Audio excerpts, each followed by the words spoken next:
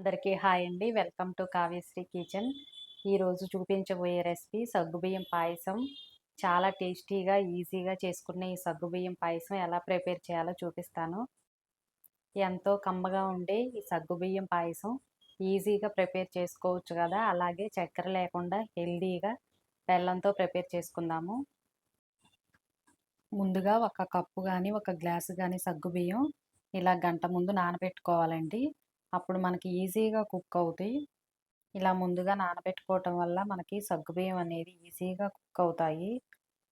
మనం తీసుకున్న కప్పుతో 3 కప్పుల వరకు వాటర్ వేసుకొని కుక్ చేసుకుందాం. ఇప్పుడు ముందుగా మనం నానబెట్టుకున్న సగ్గుబియ్యం ఇలా ఒక గిన్నెలోకి వేసుకుందాము. ఇలా ఒక కప్పు సగ్గుబియ్యానికి 3 కప్పుల వరకు వాటర్ వేసుకుందాము. ఈ సగ్గుబియ్యం ఉడకటానికి బాగా టైం పడుతుంది కదా. తర్వాత పాలు వేసుకోవాలి.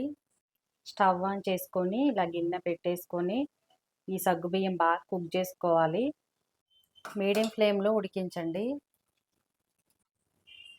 మీకు వాటర్ గనంగా సరిపోతే హాట్ వాటర్ కొంచెం ఒక గ్లాస్ వరకు వేయండి. బెల్లం తురిమి తీసుకుందాము. బెల్లం ఇలా తురిమి తీసుకొని ఇప్పుడు కొంచెం వాటర్ వేసుకొని మరిగించుకోవాలండి. కొంచెం వాటర్ వేసుకున్నాము. బెల్లం అనేది ఈజీగా కరిగిద్ది.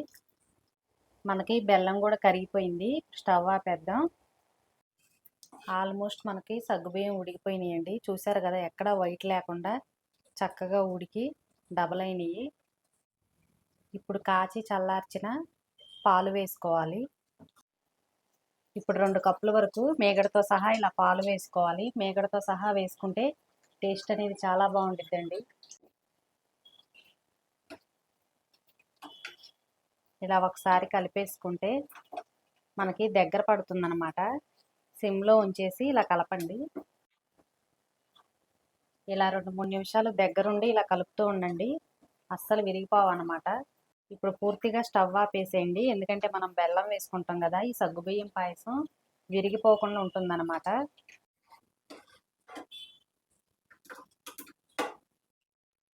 ఇప్పుడు ఈ బెల్లం అనేది కరిగిపోయింది కదా, పూర్తిగా చల్లారిన తర్వాత ఇలా వడకట్టుకొని వేసుకోవాలి.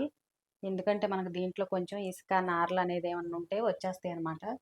ఇప్పుడు ఫైనల్గా యాలకుల పొడి వేసుకుందాము. యాలకులు నేను పంచదారలో కొంచెం వేసేసి మిక్సీ పట్టానండి. అంతే, ఎంతో టేస్టీగా కమ్మగా ఉండే సగ్గుబియ్యం పాయసం రెడీ అయిపోయింది. ఒక స్పూన్ వరకు నెయ్యి వేసుకుందాము. ఇప్పుడు జీడిపప్పు పలుకులు ఫ్రై చేసుకోవాలి. సగ్గుబియ్యం పాయసంలోకి ఎండు కొబ్బరి పలుకులు చాలా బాగుంటాయండి. అలాగే జీడిపప్పు పలుకులు కూడా వేసుకుందాము. మీకు ఎండు కొబ్బరి పలుకులు ఇష్టం లేకపోతే స్కిప్ చేయొచ్చు.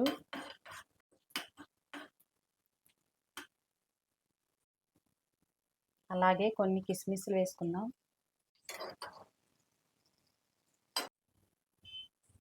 ఫ్రై చేసుకున్న జీడిపప్పు అలాగే నెయ్యి వేసేసుకోవాలి.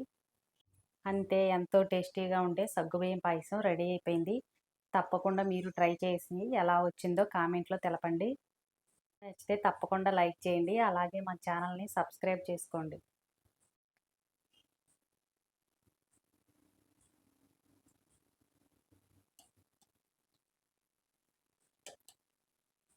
కట్టే